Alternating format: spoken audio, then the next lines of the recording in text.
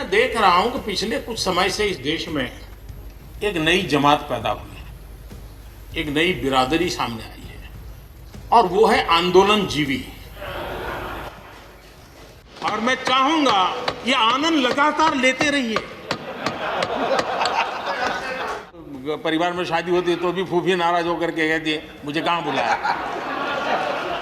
गलती से G23 की राय मान करके कुछ उल्टा न कर दे। मोदी है, मौका लीजिए। हम लोग कुछ शब्दों से बड़े परिचित हैं, श्रमजीवी, बुद्धिजीवी, ये सारे शब्दों से परिचित हैं। लेकिन मैं देख रहा हूं कि पिछले कुछ समय से इस देश में एक नई जमात पैदा हुई है, एक नई बिरादरी सामने आई है और वो है आंदोलन जीवी।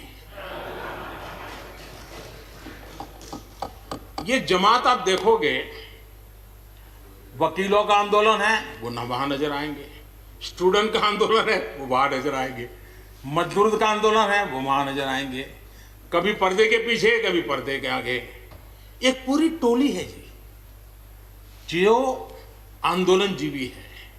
वो आंदोलन के बिना जी नहीं सकते हैं और आंदोलन से जीने के लिए रास्ते खोजते रहते हैं। हमें ऐसे लोगों को पहचानना होगा कि वो जो सब जगह पे पहुंच करके और बड़ा आइडियोलॉजिकल स्टैंड दे देते हैं, गुमराह कर देते हैं, नए नए तरीके ढूंढो बता देते हैं। देश आंदोलन जी। और यहां पर सब लोगों को मेरी बात से आनंद इसलिए होगा कि आप जहां जहां सरकारें चलाते होंगे आपको भी ऐसे परजीवी आंदोलन जीवियों का अनुभव होता हो। यहां पर लोकतंत्र को लेकर के काफी उपदेश दिए गए, बहुत कुछ कहा गया और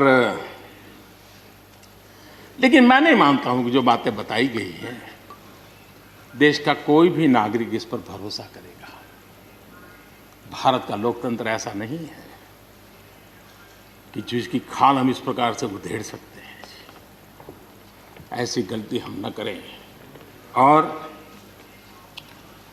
मैं श्रीमान डेरेक जी की बात सुन रहा था,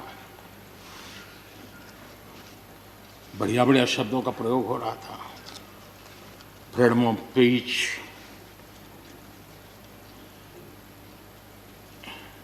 इंटिमिडेशन,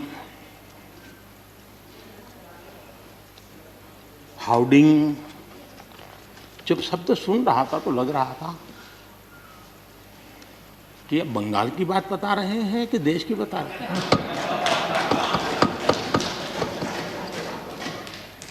जम्मू कश्मीर आत्मनिर्भर बनेगा उस दिशा में हमारा, वहाँ पंचायत के चुनाव हुए, बीडीसी के चुनाव हुए, डीडीसी के चुनाव हुए और इन सब की सराहना गुलाम नबी जी ने की है। इस प्रशंसा के लिए मैं आपका बहुत आभारी हूँ। लेकिन मुझे डर लगता है, आपने प्रशंसा की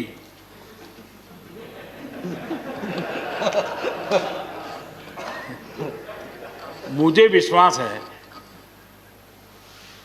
कि आपकी पार्टी वाले इसको उचित स्पिरिट में लेंगे। गलती से G23 की राय मान करके कुछ उल्टा न कर दे।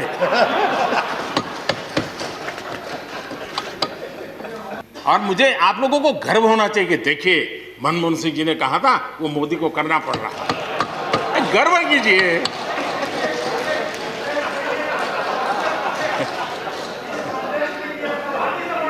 Please please. और मजा ये है कि जो लोग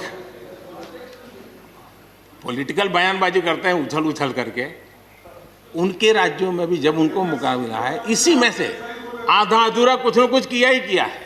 हर किसी ने, यहाँ जो विरोध में दल है उनकी भी जहाँ सरकारें हैं वहाँ आधा अधूरा कुछ न कुछ तो किया ही है, क्योंकि उनको भी मालूम है रास्ते का रास्ता तो यही है।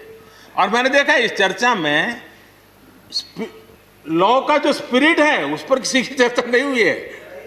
शिकायत दिया गया तरीका ठीक नहीं था, जल्दी कर दिया, इसको नहीं पूछा, ये रहता है।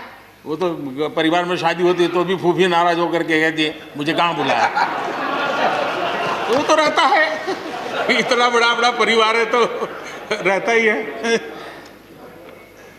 सदन में भी जिस तरह चर्चा हुई, और मैं सच बताता हूं, चर्चा का स्तर भी अच्छा था, वातावरण भी अच्छा था। ये ठीक है कि इससे कितने लाभ होते हैं, मुझ पर भी कितना हमला हुआ, हर प्रकार से जो भी कहा जा सकता है कहा, लेकिन मुझे बहुत आनंद हुआ कि मैं कम से कम आपके काम तो आया। देखिए, आपके मन में एक तो कोरोना के कारण ज़्यादा जाना आना होता नहीं होगा, फंसे रहते होंगे, और घर में भी खिचखिच चलती होगी। अब इतना गुस्सा यहाँ निकाल दिया तो आपका मन कितना हल्का हो गया, आप घर के अंदर कितनी खुशी चैन से समय बिताते होंगे।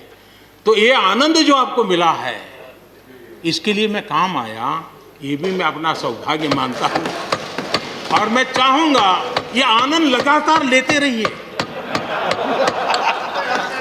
चर्चा करते रहिए, लगातार चर्चा करते रहिए, सदन को जीवंत बनाते रखिए।